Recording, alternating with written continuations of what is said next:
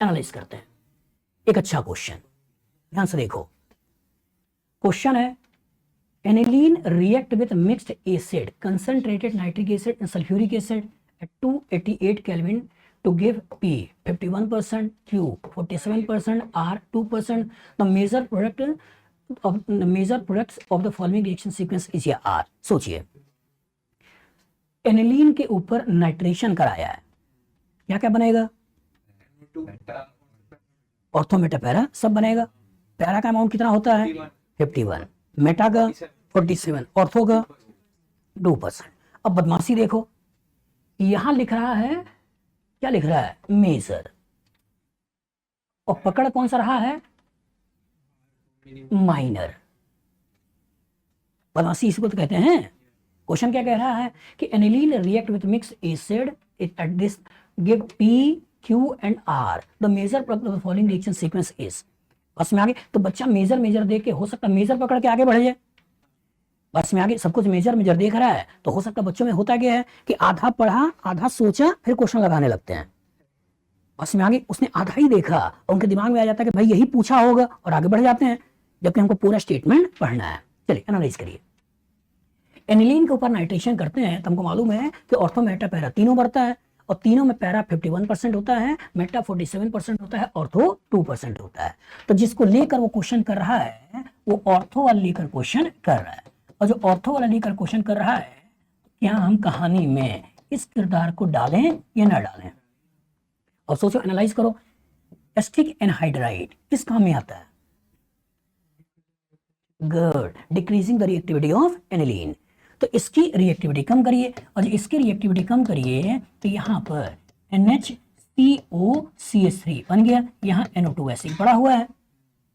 आगे ब्रोमीन और acid, bromine acid, bromine water नहीं है, एसिड। तो क्या एक बार रिएक्शन करें, 3 बार रिएक्शन करें? एक बार। डिसाइड कौन करेगा? NHCOCH3 NO2। गुड, ये प्लस एम से दे रहा है, माइनस एम से खींच रहा है, डिसाइड कौन करेगा? Plus M. इसका नेचर ऑर्थो पैरा है, मेटा ऑर्थो पैरा। ऑर्थो ये 1 to 3 हो जाएगा, पैरा ये 1 to 4 हो जाएगा। तो इसी के पैरा पे अटैक करा दो, और इसी के पैरा पे अटैक करा दो, तो यहां से हो गया NHCOCH3, यहां हो गया NO2, यहां हो गया Br। समझ गए? अब इसके बोल रहा हाइड्रोलाइसिस। अब ये क्या होगा? अमाइड से अमीन में कन्वर्जन। और जब अमाइड से अमीन में कन्वर्जन कर दिया तो क्या इसकी कोरस्पॉन्डिंग यहाँ पर NH2, यहाँ पर NO2, यहाँ पर Br आया या नहीं आया? आया। अब इसके बाद बोल रहा है NaNO2HCl। अब क्या करें? डाइजोटाइजेशन। और डाइजोटाइजेशन के कोरस्पॉन्डिंग यहाँ हो गया N2Cl, ये NO2 ऐसे ही रहने दो, ये Br ऐसे ही रहने दो। अब इसके बाद बोल रहा है इथेनॉल। ये अरे वो हो जाएगा, कुछ याद आया? N2Cl हट जाएगा, और N2Cl हट गया तो इसके कोरस्पॉन्डिंग ये हो गया NO2 और ये हो गया Br। इसी को बोल दिया है S है। इसके बाद बोल रहा है कि SnHCl। अब ये क्या करेगा?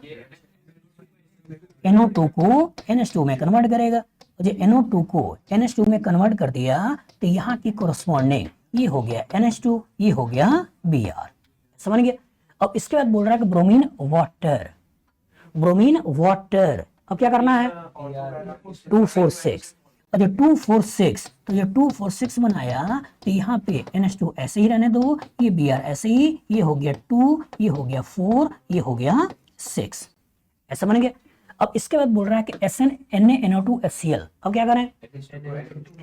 हाँ, NH2 को N2Cl में कन्वर्ट करें, तो जहां जहां Br लगा था उस Br को तो वैसे ही छोड़ दें। तो एक Br यहाँ लगा है, एक Br यहाँ लगा है, एक Br यहाँ लगा है, और एक Br यहाँ लगा है, तो छोड़ दें। अब उसके बाद कह रहा है कि H3PO2। अब क्या करेगा? N2Cl हट जाएगा, और N2Cl हट गया तो कहानी के अंदर एक Br ये है, एक Br ये है, एक Br ये है, एक Br ये है। ये बन गया। अब यही आपसे पूछ रहा है कि बताइए ये कौन सा है? तो क्या सारा का सारा रिएक्शन आपने पढ़ा नहीं पढ़ा है? पढ़ा है। अब बताइए इससे क्या कराया? रिएक्टिविटी कम कराया। इससे क्या कराया? ब्रोमिनेशन करवाया। क्या कराया? ब्रोमिनेशन करवाया। बस में मोनो ब्रोमिनेशन कराया, मतलब रिएक्टिविटी कम करके ब्रोमिनेशन कराना। इससे क्या किया? रिएक्टिविटी कम करके ब्रोमिनेशन कराया। पास में आगे रिएक्टिविटी कम, कीटोन का -M लगा हुआ है इस नाइट्रोजन के लिए, NO2 का -M लगा हुआ है बेंजीन के लिए। मतलब सोचो ये भी इलेक्ट्रॉन खींच रहा है, ये वीक इलेक्ट्रॉन डोनेशन है, घर में बहुत सारा पैसा नहीं है, इसलिए केवल एक बार रिएक्शन करना है, 3 बार रिएक्शन नहीं करना है। अब सोचो हाइड्रोलिसिस करके फिर से एनिलीन बनाया, एनिलीन बनते ही ये NH2 पास में आगे, फिर N2 को हटा दिया, फिर उसके बाद गायब कर दिया और घुमा फिरा के बचा NO2, रिडक्शन करके फिर से NH2 कन्वर्ट कर दिया। तो एक बार NH2 को अमाइड में कन्वर्ट करके ब्रोमिनेशन कराना और एक बार NH2 का डायरेक्ट ब्रोमिनेशन कराना, और एक बार रिएक्टिविटी ज्यादा करते हुए क्वेश्चन बनाना और एक बार रिएक्टिविटी कम करते हुए क्वेश्चन बनाना, एक बार N2Cl को निकालने के लिए इथेनॉल का यूज करना और एक बार N2Cl को निकालने के लिए H3PO2 को यूज करना। तो एक ही क्वेश्चन से आपको ये भी दिखा दिया कि भाई इसके थ्रू निकालते हो नहीं निकालते हो, ये भी दिखा दिया इसके थ्रू निकालते हो या नहीं निकालते हो। बच्चा तो बच्चा ही है, हो सकता है इथेनॉल का रिएक्शन करके यहाँ पे हटा दे और इसकी जगह OET लगा दे, बस में आगे हो सकता है इसका न्यूक्लियोफाइल मानते हुए यहाँ पे अटैक करा दे और OET बना दे।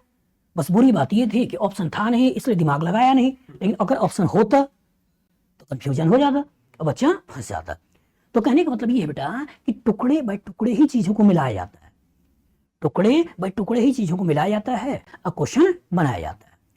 तो सोच सकते हो कि IT कितना अच्छा मिक्सिंग करता है, क्लियर नहीं करता है। और सबसे अच्छा देखो ये सारा का सारा क्वेश्चन किसके हैं, साल कौन सा है 2018। एक क्वेश्चन के अंदर कितने क्वेश्चन है, अरे कितनी बार बोलो, भगवान ने जुबान दिया है 1, कान दिया है 2, आंख दिया है 2, थोड़ा देख इसको, थोड़ा देख इसको, देख इसको। 10 रिएक्शन तो 10 बोलता, हम क्यों कवर करें, तेरी गलती करता है मैं सुधारता हूँ, गलती करता है सुधारता हूँ, यही काम है, तो गलती क्यों करें। बस में आगे तो एक रिएक्शन यहाँ है, 5 रिएक्शन यहाँ है, 6, 4 रिएक्शन यहाँ है, 10। तो 10 रिएक्शन इस पर्टिकुलर क्वेश्चन के अंदर, ठीक है। इसमें कितना है, अभी बोला था कितना है 16, ठीक है। 3 यहाँ 13 यहाँ, कितना हो गया 16, 16 और 10 26, ठीक है 26। उसके बाद इधर आ जाओ, ये भी 18 का ही है, ठीक है। इसमें कितने रिएक्शन है 18 थे ना, एक देखो 1, ये देखो 2, ये देखो 3, ठीक है। इसके अंदर एक HBr, दूसरा HBr, फिर कार्बन डाइऑक्साइड, तो 3 के बाद 4, 5, 6, बस में आगे इसी में 3 है। HBr सिंगल बॉन्ड से निकालना है, HBr डबल बॉन्ड से निकालना, कार्बन डाइऑक्साइड को निकालना 6। उसका ये कौन सा है रिडक्शन 7, ये कौन सा है 1, 8, बस में आगे। तो इसका मतलब 8 ही तो हुए, वो तो गया, कितनी बार करेगा एक ही चीज को, ठीक है ठीक है। तो कहने का मतलब 8 रिएक्शन ये हो गए, ठीक है। अभी तो कितने जोड़ के पहले 26 और 8 कितने हो गए 34। अभी तो केवल एरोमेटिक में 34 दिखाया है, इसके आगे और भी चैप्टर्स होंगे, उनमें से कुछ क्वेश्चन होगा, तो कुछ स्टीरियोकेमिस्ट्री के और क्वेश्चन आए थे जो आगे वाले चैप्टर्स में देखेंगे। तो कहने का मतलब ये है कि 2018 का जो पेपर था वो रियल में अच्छा पेपर था। बस में आगे 2018 का जो पेपर था वो केमिस्ट्री के लिए काफी अच्छा क्वेश्चन था, और उनमें से भी ऑर्गेनिक केमिस्ट्री के लिए सबसे अच्छा क्वेश्चन था। क्यों था कि नॉर्मली ऐसा माना जाता है कि अगर आपका मैच द कॉलम है और 2 मैच द कॉलम आता है, अगर कॉम्प्रिहेंशन है और कॉम्प्रिहेंशन में 2 कॉम्प्रिहेंशन आता है, तो क्या माना जाता है कि एक मैच द कॉलम ऑर्गेनिक का होगा और एक मैच द कॉलम फिजिकल या इनऑर्गेनिक का होगा। ऐसा माना जाता है कि 2 कॉम्प्रिहेंशन है तो एक कॉम्प्रिहेंशन ऑर्गेनिक का होगा, एक कॉम्प्रिहेंशन फिजिकल या इनऑर्गेनिक का होगा।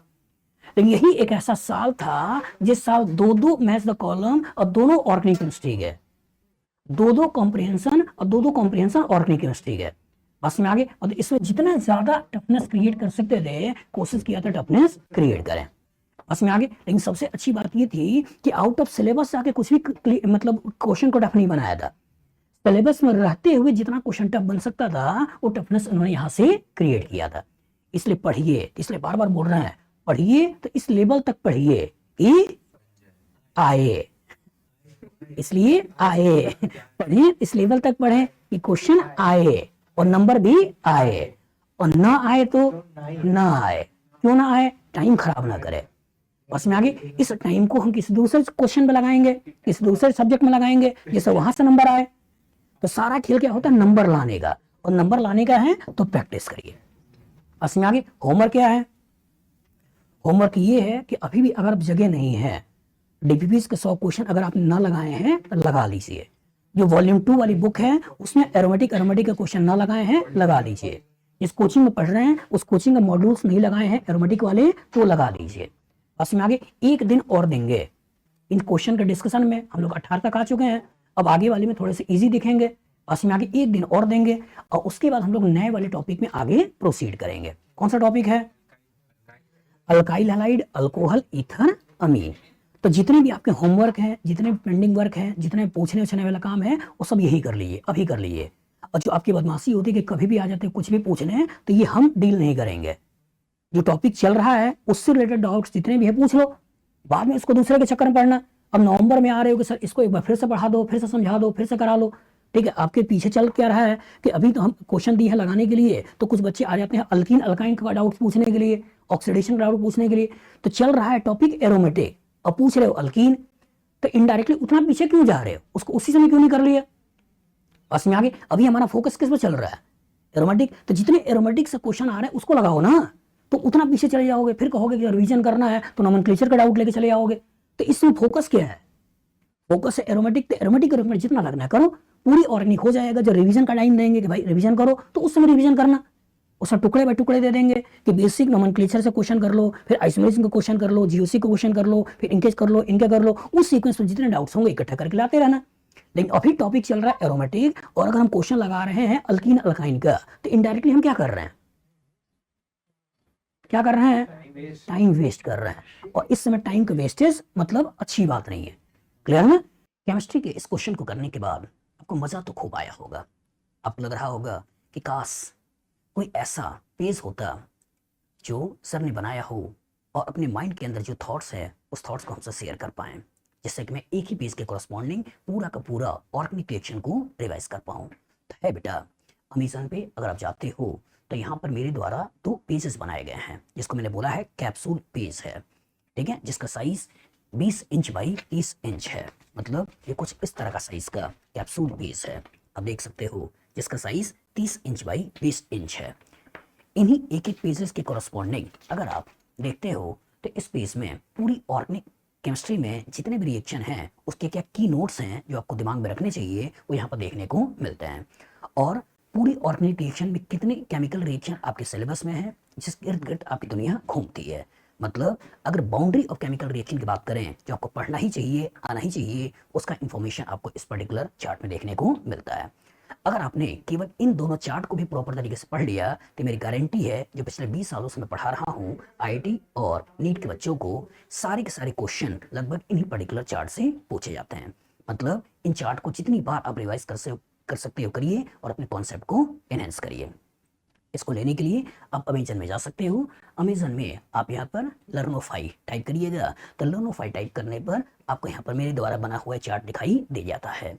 अलॉन्ग विद दैट, अगर आप चाहो तो और इन्फॉर्मेशन के लिए, अगर आप आईटी एडवांस की तैयारी करते हो और चैप्टर के मिक्सिंग के क्वेश्चंस को लगाना चाहते हो, तो आपके पास बुक है 10 का दम, जिसमें एक एक क्वेश्चन के कोरस्पॉन्डिंग 10-10 रिएक्शनों को मैंने मिलाया है और कॉन्सेप्ट एनहेंस करने की कोशिश किया है कि जिससे कि बच्चा प्रॉपर मिक्सिंग ऑफ क्वेश्चन को प्रैक्टिस कर पाए। और इसको मैंने रेफरेंस लिया है 2007 से लेकर 2024 तक के पेपर में आईटी के जो क्वेश्चन आए हैं उन्हीं के आगे ये पीछे जोड़ते हुए क्वेश्चन को मैंने फ्रेम किया है। काफी अच्छा क्वेश्चन बैंक है, इसके थ्रू अपने प्रैक्टिस कर सकते हो। दूसरा, जो बच्चा मेडिकल की या आईटी की तैयारी करता है उसके लिए डीपीपीज, मतलब इसके अंदर 80 डिवीज हैं और सभी के अंदर 10-10 क्वेश्चन हैं। इसके कोरस्पॉन्डिंग 800 क्वेश्चन जो पूरी ऑर्गेनिक केमिस्ट्री को चैनलाइज वे में सिस्टमेटिक तरीके से बच्चों को नॉलेज को इनहेंस करता है और प्रॉपर तरीके से उनका नॉलेज को बढ़ाता है। मतलब कम question corresponding quality of question को देना और सिस्टमेटिक तरीके से देना। उसके बाद अगर कम टाइम है और आप चाहते हो कि पूरी केमिस्ट्री का रिवीजन कर पाएं, तो यहाँ पे आपके पास 30 डे चैलेंज, ये 2 वॉल्यूम में है। एक आपका वॉल्यूम 1 जो कि आईटी के लिए है और दूसरा वॉल्यूम 2 जो आपका मेडिकल वाला बच्चों के लिए है। मतलब इसमें 15 question physical, 15 inorganic, 15 organic, 45 question daily basis पर आपको देखने को मिलते हैं, जिसको आपको करना होता है, जिससे कि अगर आप एक बुक को लगाते हो तो 1350 क्वेश्चन एट ए टाइम 1 महीने के अंदर आपका लग जाता है, जो कि आईटी मेन और नीट के लिए काफी हेल्पफुल है। और यहाँ पर आपके पास problem solving strategy of NCERT organic chemistry question, इस बुक के कोरस्पॉन्डिंग जो एनसीईआरटी के रियल क्वेश्चन है, उन रियल क्वेश्चन को कैसे टैकल करना है, उस रियल को क्वेश्चन को कैसे करना है, एक प्रॉपर तरीके से, एक कॉन्सेप्चुअली वे के थ्रू आपको बताने की कोशिश किया है कि किसी क्वेश्चन को अप्रोच करने का क्या तरीका होता है। अगर आपने इस बुक को प्रॉपर तरीके से पढ़ लिया तो मान के चलिए कि इस तरह के परम्यूटेशन कॉम्बिनेशन के फ्यूचर में जितने क्वेश्चंस आ सकते हैं वो आप सही तरीके से बना लोगे और हर तरह के परम्यूटेशन कॉम्बिनेशन को आप सीख जाओगे। मतलब एनसीईआरटी का रियल क्वेश्चन को यहाँ पे लिया है और उस तरह के क्वेश्चन को कैसे सॉल्व किया जाता है उसकी प्रॉपर स्ट्रेटेजी मैंने इसके अंदर बताई है। और उसका 2 वॉल्यूम में concepts of organic chemistry volume 1 volume 2 है, जिसके कोरस्पॉन्डिंग थ्योरी और प्रॉपर क्वेश्चन का एक बैलेंस्ड वे आपको इन बुक्स के अंदर देखने को मिलता है। ठीक है, आप चाहे तो सभी ले सकते हैं या देखने के लिए कम से कम आप चाहे तो ये 2 कैप्सूल बेस मंगाइए, देखिए, पढ़िए। ऑर्गेनिक आपकी मजेदार है, कॉन्सेप्चुअल है और इंटरेस्टिंग है, आपको मजा आएगा और आपका सब्जेक्ट का डेप्थ बढ़ेगा।